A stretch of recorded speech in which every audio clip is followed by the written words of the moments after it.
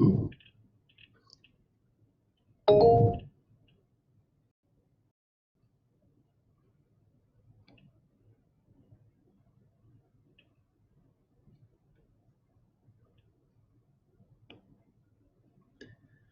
what I'm going to try to do, this does mean I might not be able to hear you very well, is I'm going to go to a PDF writer so that when I write, I will also be able to save it.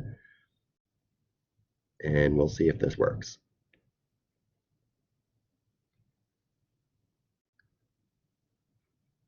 So first, before I do anything, do you see a blank piece of paper on the screen? Just raise your hand, at least one person can see it. Okay, all right, very good.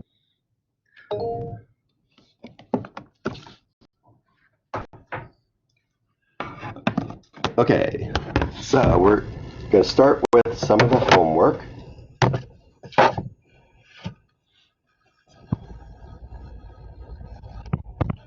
In 3.3.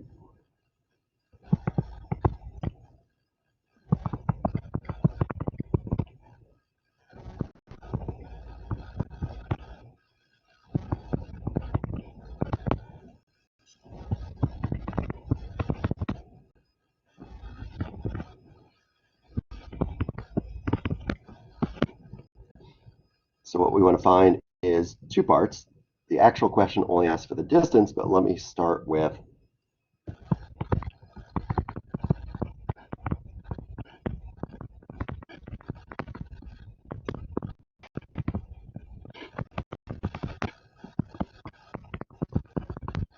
the distance from t equals 0 to t equals pi. As you remember, this is the easy one.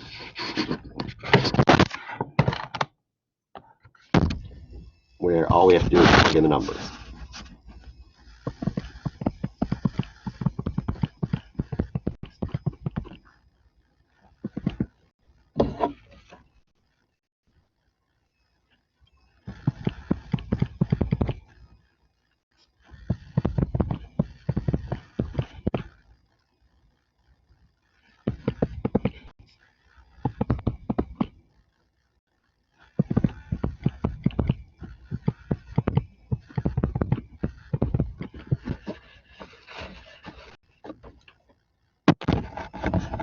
At this point, I'm going to go back and forth a bit so I can see if there are questions or so on. So this will be a slow back and forth. So I go back to the main screen to give you a chance to ask questions, or you find that I made a mistake. I'll wait a second, then I'll go back and do the total distance traveled. So let me know if you have any questions. This is very weird. All right, so let me go back to the screen and do main question. What is the total distance traveled?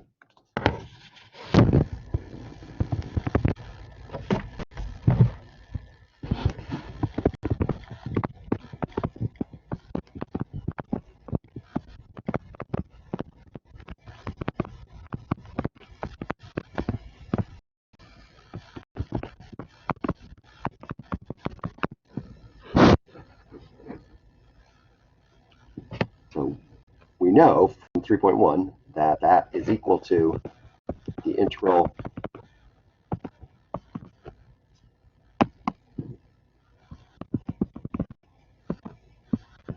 of the speed,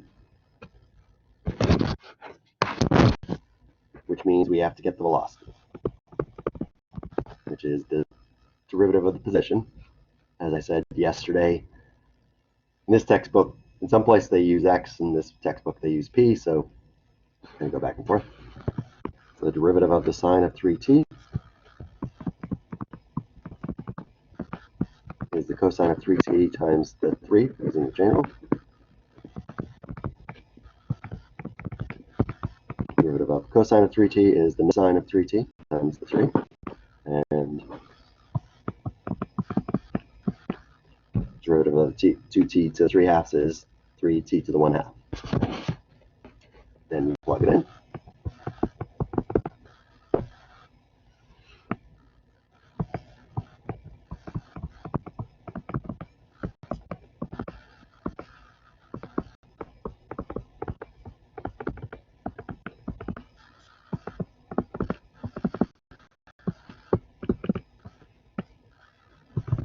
again, let me go back to the other ones, see if there are questions. So I'm going to ask where we go from here.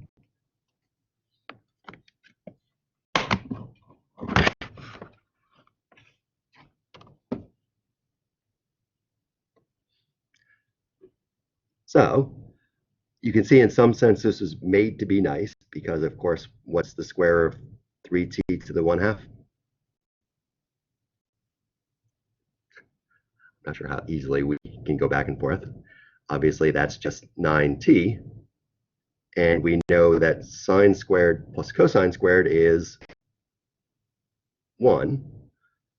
Therefore, we know that this will simplify a lot.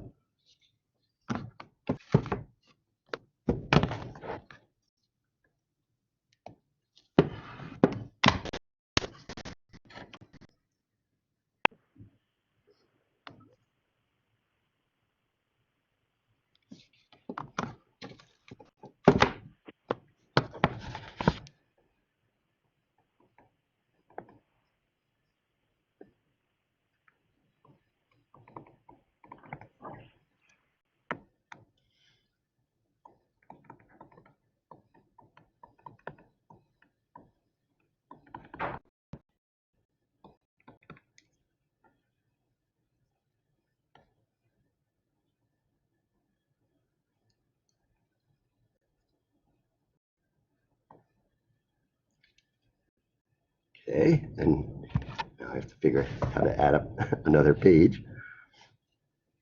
So you can see this is a fairly easy one. And actually, let me rewrite this second one.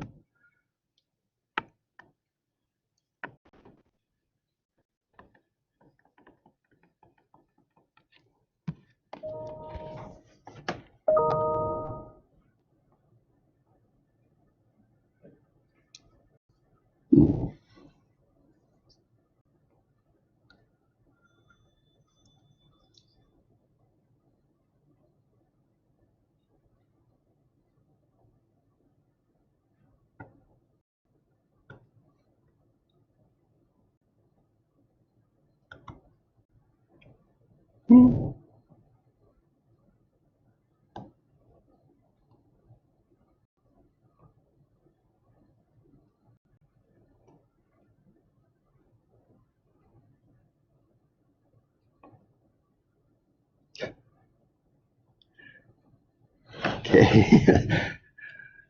Let me go back to the main screen as I've messed this up.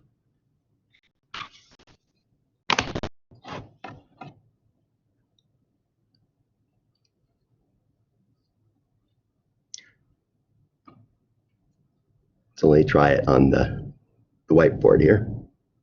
So we get that that is a fairly easy integral.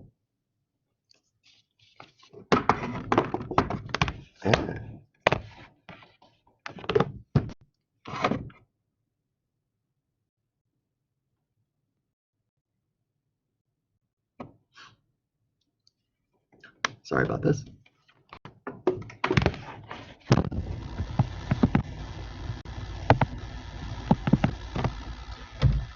And so that is equal to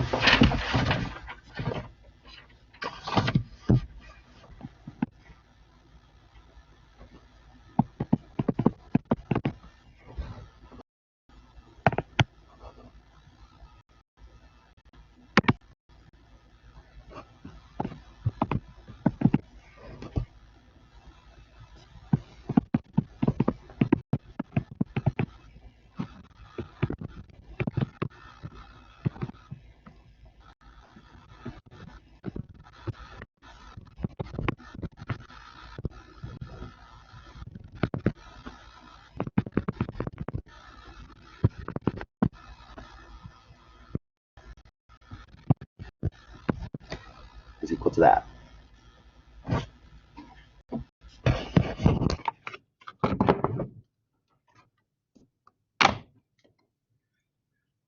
So yeah, let me stop there.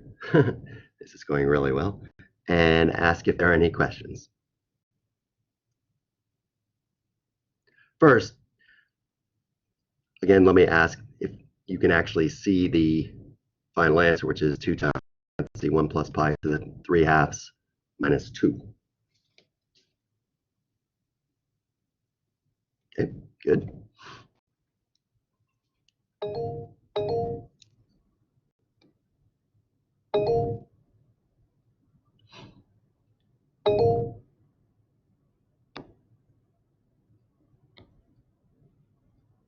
Okay.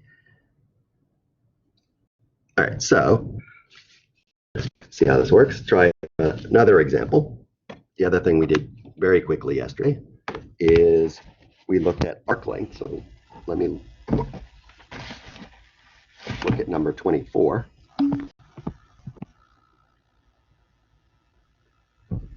The 2/3 came from the 1 plus t to the 1/2, because the antiderivative is 1 plus t to the 3/2 divided by 3/2.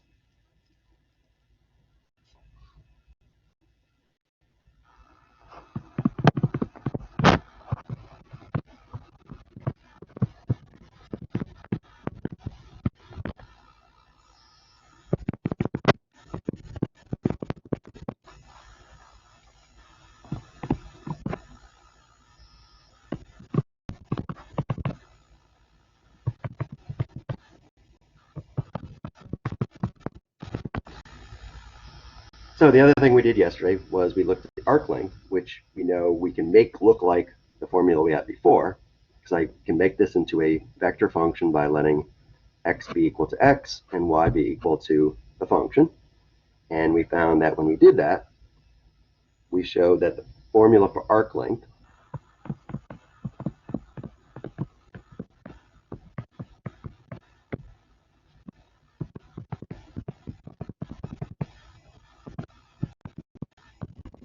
is the square root of 1 plus the derivative of the function squared. So again, using the Pythagorean theorem. So we need the derivative of f, which is the 3x squared over 12, and plus the derivative of 1 over x, which is, since it's x to the negative 1, is x to the negative x to the negative 2.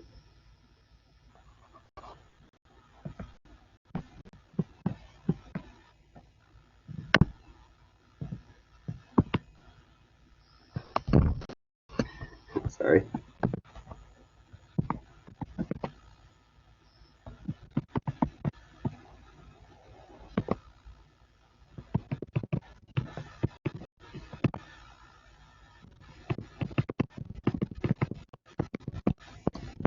So when I plug in, I get this. And this doesn't look like it's very nice, but if I actually multiply it out,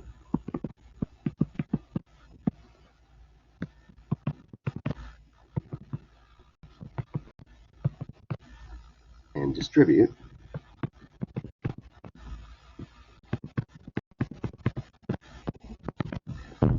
I get this, where I get the two middle terms where the x squareds cancel. So I just get the 1/4 plus 1/4. If I just gave you this, I wouldn't expect you to know it, but you can see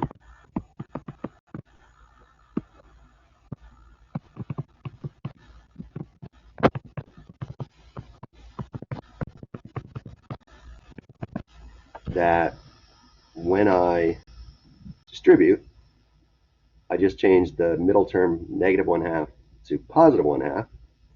And as I said, I wouldn't expect you to know that's square of something, but looking up a couple steps,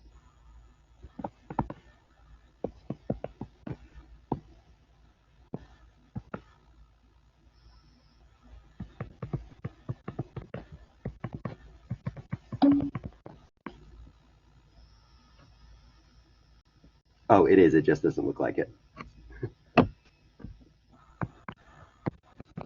So if you compare this to the first up here, you can see it's pretty much the same, except with the middle term is plus 1/2. So instead of getting minus 1 over x squared, we get plus 1 over x squared. And now this simplifies because, of course, the square root of the square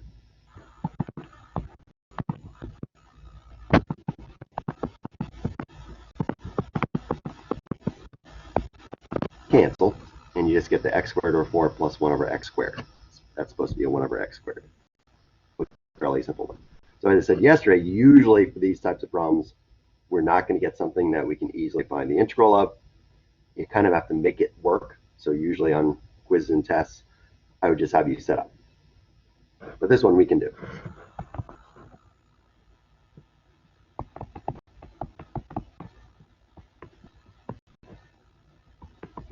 And again, that's supposed to be 1 over x squared, so its antiderivative is minus 1 over x. And you plug in and you get whatever you get. 8/12 minus 1/2. And then 1/12 minus 1.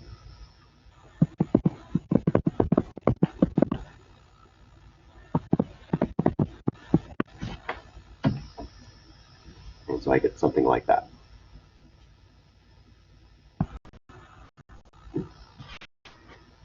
Let me stop here a second, see if you have questions.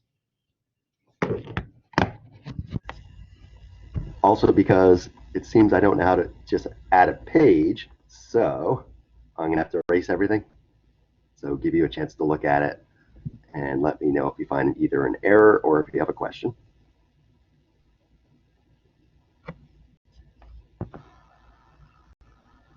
First.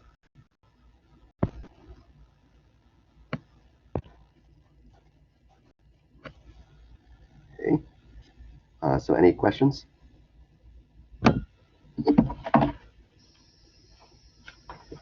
So let me erase. And we'll go too far today because this is the first time I've tried this, so I'm not sure this is even recording well. But what I will do is later today when I have time, I'm going to write this up on a regular piece of paper, scan it in and put it on. I have this also just without the wording. So as I said yesterday, we're going to skip 3.4. So we go to 3.5,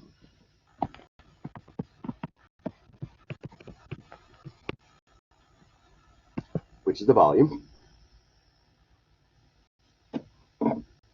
And we can't really do this yet because to get volume, if you think about what happened in Calc 1, is to get area, we could use a single integral, which means to get volume, we need a double integral, which we can't do, but we can do it for simple cases.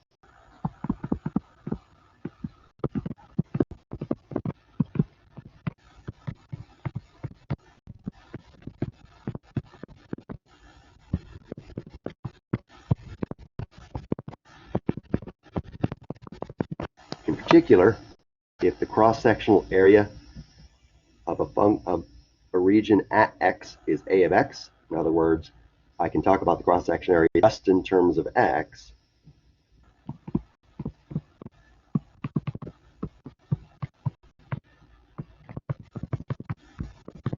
then the volume will be the integral of that cross-sectional area. So this doesn't generalize very nicely, but let's look at a fairly easy example. So suppose I just tell you the cross-sectional area is x squared.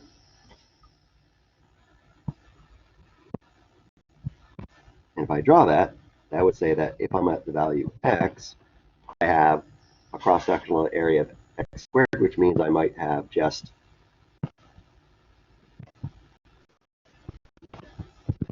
a box, so a square where both the width and height are x, and then I'm letting that expand as x gets larger. So I'm getting a picture sort of like that. So a fairly simple thing. So the cross-sectional area only depends on x, and therefore we can do the usual integral thing, which is break it up into lots of little pieces. On the little piece, the cross-sectional area is just x squared. We can then multiply by the width, the delta x, and that will become our volume, which we then add up using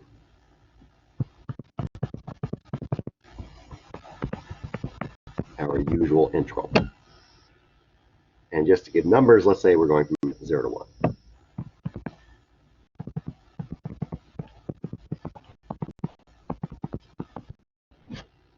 for now, this is the only type of thing we can easily do.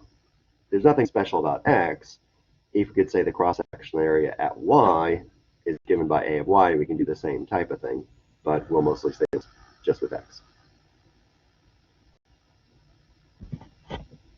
So again, let me stop here. We're only really going to do one type, which will be next, but any questions on this?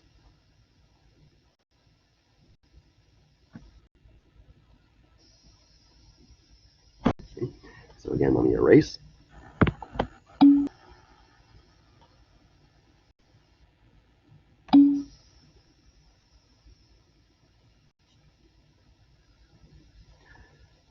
So there are two questions. One is asking if there's a pi, which in this case there would not be because we're doing squares, but the one we're going to do, we will need a pi.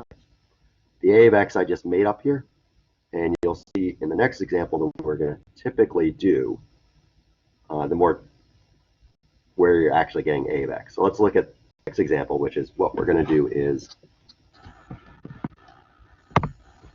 and then I'll ask again, see if you saw questions about the two things. Which is we're going to look at volume of a rotation.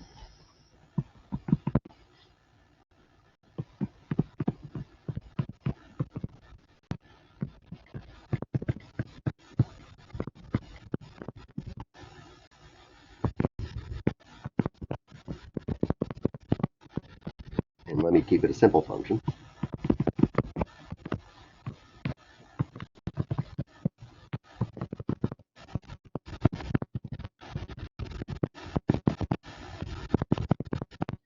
So what I'm going to do is get a two-dimensional thing, in this case,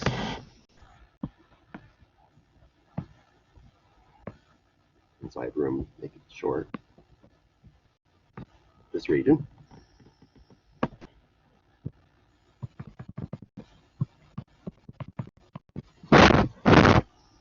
Rotate that around the x-axis and pretend I am building a three-dimensional object as I'm going around.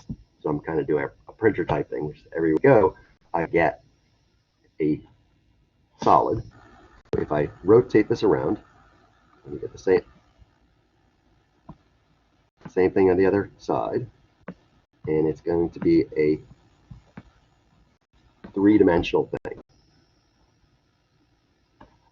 And so now if I cut at a particular value, let's say x, to keep it general, if I then make a cut there, then if I bring it over, turn it around to see what it looks like,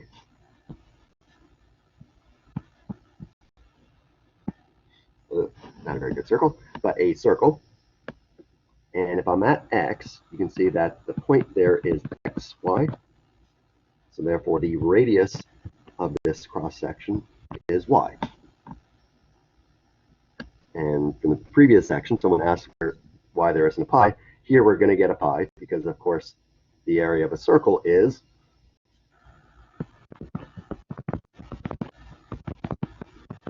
so the area at x is going to be pi y squared, and we know y is equal to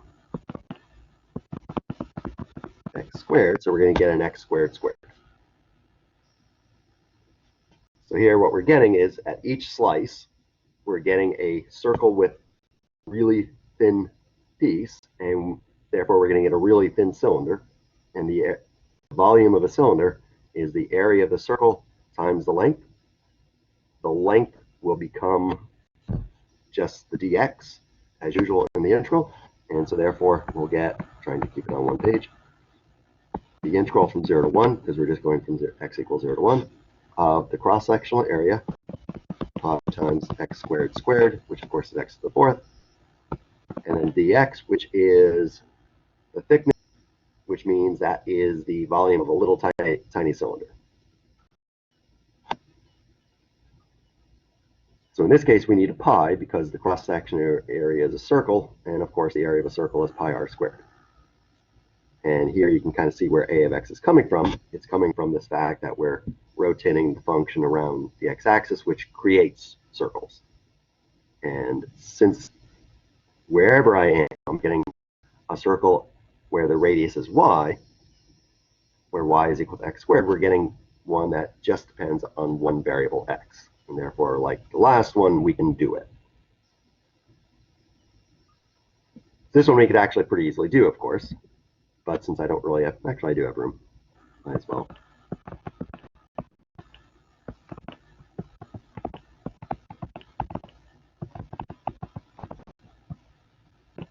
As I said, I'll try to write this up a bit neater so I can scan it in. So this is the idea of it. The idea is if I rotate something around an axis, then the cross sections are going to be circles just in terms of the one variable, and therefore I can use one integral to get the volume as opposed to two integrals, which is what we need in rule for a volume. So let me again stop here for a second for two reasons. One, to see if you have any questions, and second, because as I said, I haven't figured out how to get a new page, so I'm going to have to erase again.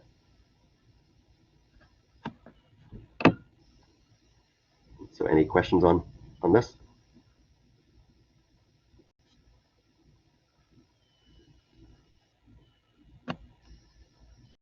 Okay. So let me do a variation of this to see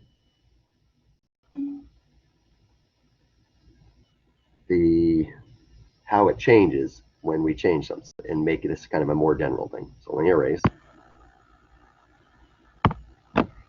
I do something similar.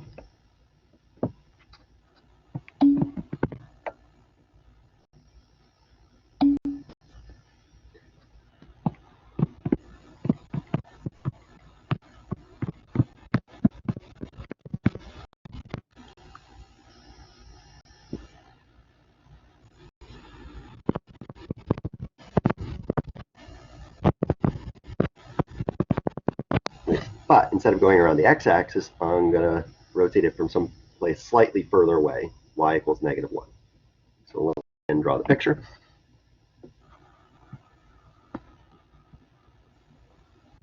Again, not to scale. There's the y equals x squared.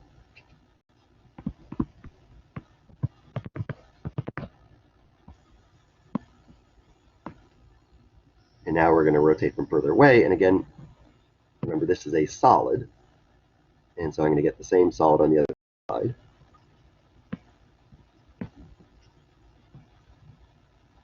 And again,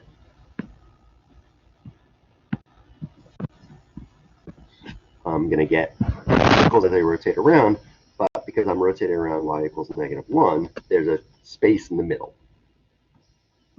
So again, let me make a cut at x.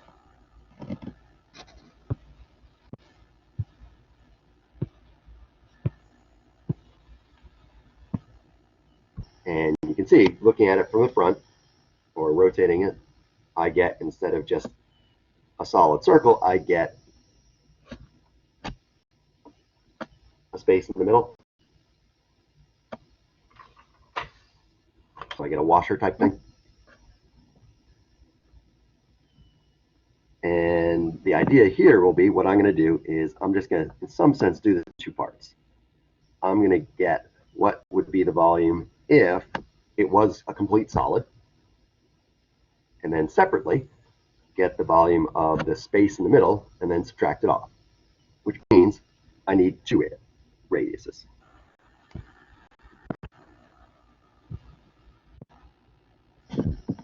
One of those is easy. So let me try this. So what is the radius of the inside circle? See if I can get someone to actually respond, see if it works nicely. So what would be the area, the radius of that inner circle? I think you just do a chat thing. Sorry about the extraneous line. No? So let me ask again, make sure everyone can someone hear me? Just raise hand if at least one person can hear me. Okay, very good. So you can see that if I look back at my picture here, the radius for the inner circle is fixed. It's just from the line y equals -1 to the x-axis. which means that radius is just 1.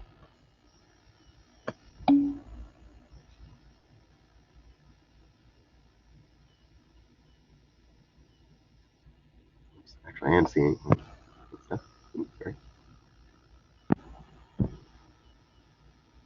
Oh, yeah. So now I'm getting some of the answers. So, yeah, chat is lagging a little bit.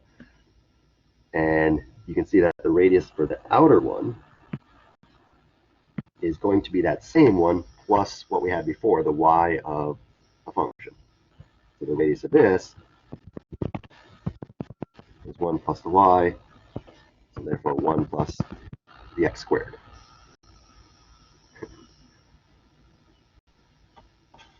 And try to keep everything on the same page, even though I have these stray remarks. It's catching my lower finger going on the screen, so it's also doing that. So like I said, what we're going to do is we're going to get the volume as if it's a full solid. And so that's the outer circle, which has radius 1 plus x squared. So we're going to do the cross-sectional area again. So that by itself is the volume if it was a complete solid. And then we want to subtract off the inner one, which really we could do without an integral because it's just a cylinder. It's a cylinder that has a radius of 1 and it has a length of 1. So the area of the circle is pi and its height is 1, so its volume is pi. So ignore the extraneous remarks. And so we see this is kind of the more general thing, which is we get pi times outer radius squared minus pi times the inner radius squared. So if we were getting the volume, if we rotate a region between f and g, this is kind of the more general thing that we would do. We would do pi times the outer function squared minus pi times the inner function squared.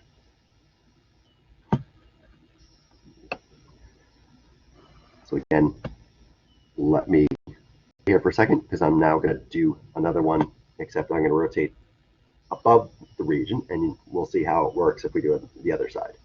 And that's probably where I'll stop, because then next thing would be to rotate it around the y-axis instead, and I don't want to introduce that for today, especially because I'm not sure how well you see all this stuff. So any questions before I erase?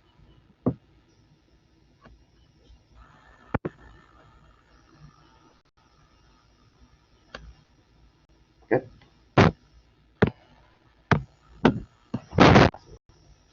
Part C.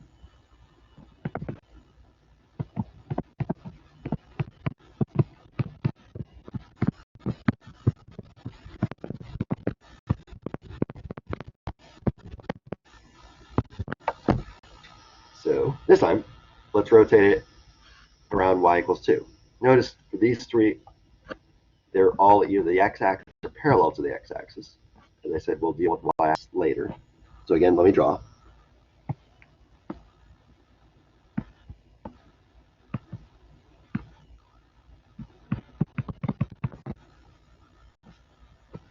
So again, there's our region. And now we're rotating, and not to scale, so I can actually draw the other one. Put in the y equals 2. And notice now when I rotate it around, at the top it's going to be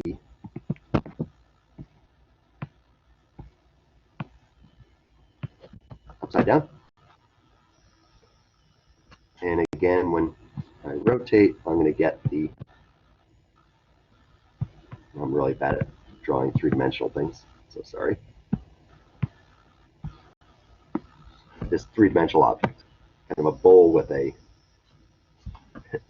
opening at the bottom.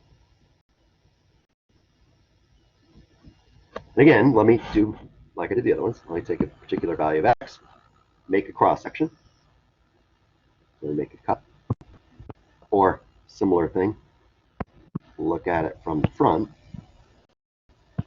and like the last one, it looks pretty similar because of my drawing ability. We again get an opening in the middle, and then something further out. And again, our idea will be to find find the volume as if it's a full solid, and then subtract off the space in the middle. And so again, we're going to get two radiuses.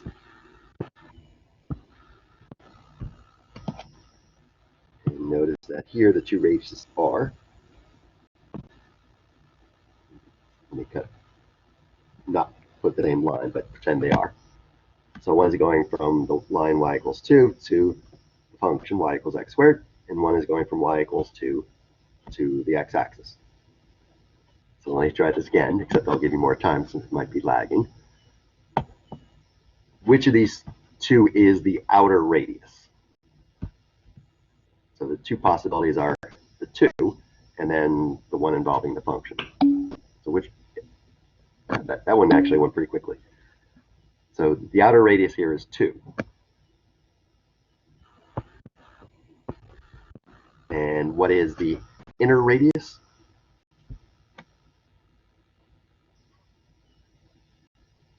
It's the distance from 2 to the y. So not quite the function. I got someone saying the function. And someone else said 2 minus the function, and that is true because we want, I'll say 2 minus y, because we know if we're in one dimension, the distance between 2 points is just the bigger point minus the smaller point. You have 2, which is bigger, minus the smaller, which is y. Again, we know y is x squared. So again, we get the integral from 0 to 1. And now our outer function, as we said, had the radius of 2. So we get that. This time we put it in one integral. So that is the volume as if it was a full solid, which again we could do without the integral because it would just be a regular cylinder. And then minus pi times smaller radius squared. And then that's supposed to be a 2 minus x squared.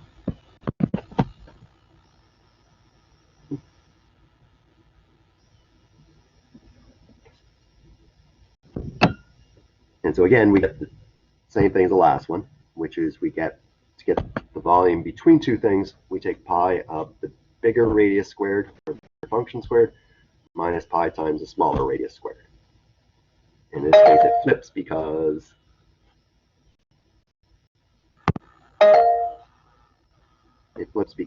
we've done it above.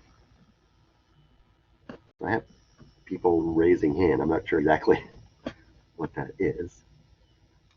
So if you have a question, so let me do the same as the last couple, which is let me stay here for a second and in the chat, write your question, give you a chance for that.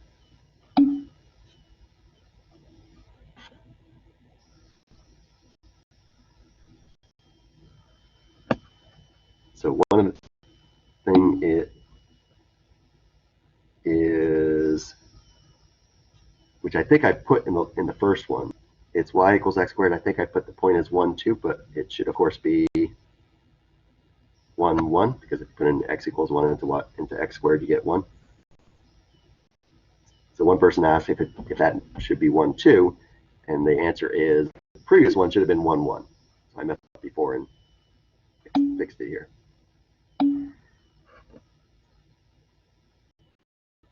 Oh, so, and then now a couple questions. One is, do you have to do the integral? In some sense, I could easily make it because you can see these are actually pretty easy integrals, but usually we would just have these set up.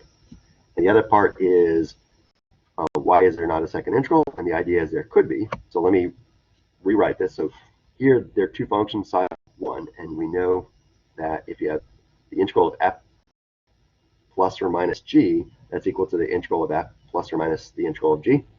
So I could, instead of having it like this, the original, I could split it up like that. And either way is okay. A little thing, you'll notice that in both cases where I did the rotation, where I rotate was not in the middle of the region, because if you think about it, that would make it more complicated. So for example, if I tried rotating around y equals a half, it wouldn't be quite as nice because some of the time as I rotate around, it would overlap itself. And so I'd have to figure out how far I have to go before I start overlapping and subtracting things off. not have you do anything like that. So for us, we always rotate around a line that does not intersect when we're rotating, to keep it simple. Any other questions before I do the usual quick intro into the next one, and then since first one of these, stop. Any questions on this before I erase?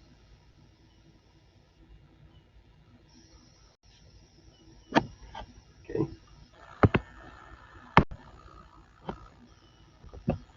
So let me again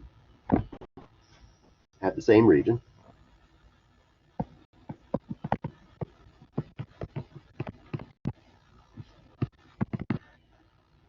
Sorry. I can't erase easily. So rotate the same region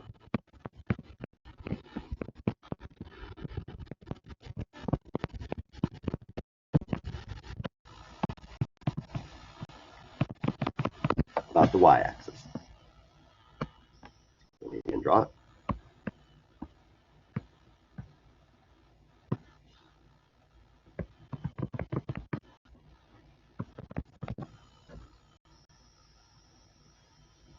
And now we're going to go this way.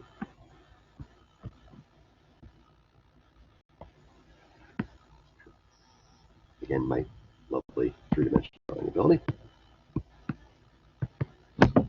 And I get something like that. I said sorry about the drawing. And you can see what one thing we could do is, instead of giving a fixed x, because you can see that the area there isn't fixed, instead we could cut this way, add a fixed y, and if I did that, I would again get the circle inside of a circle.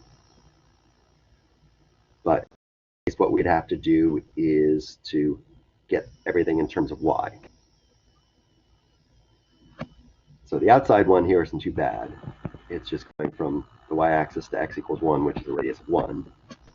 But the other one is from 0 to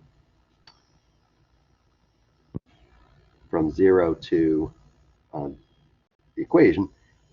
And that is now x, because the distance from here to here is x. So we need to get it in terms of x in terms of y. So this one would be x is equal to square root of y. And now the area of that little inner circle would be pi times square root of y squared. So the idea is, if I want to use the same as what I had before, I have to solve for everything in terms of y.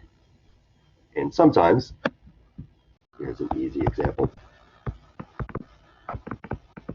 that's either very difficult or, like this one, impossible.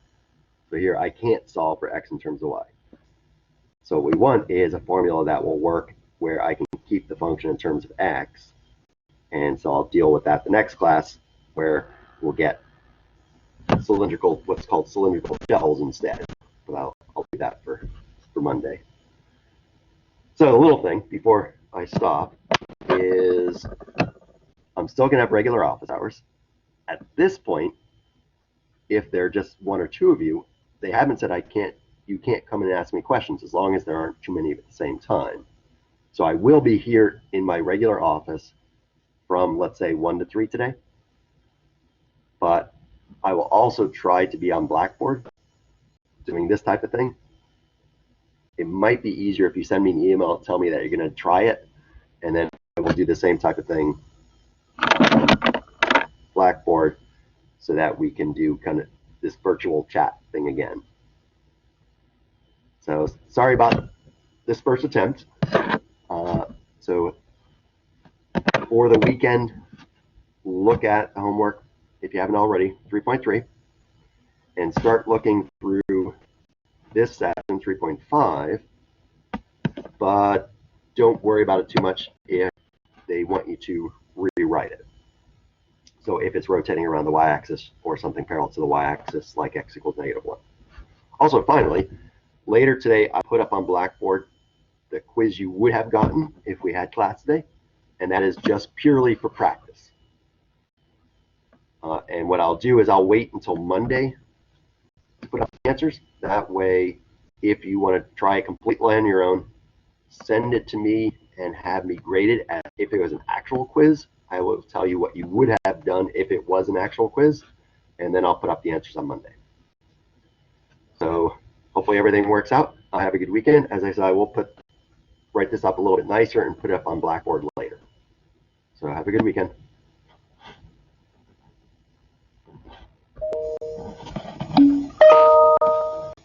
Oh, actually, I should, before I leave, still let me know if you have questions. So I'll stick on session for a minute or two if you have any quick questions.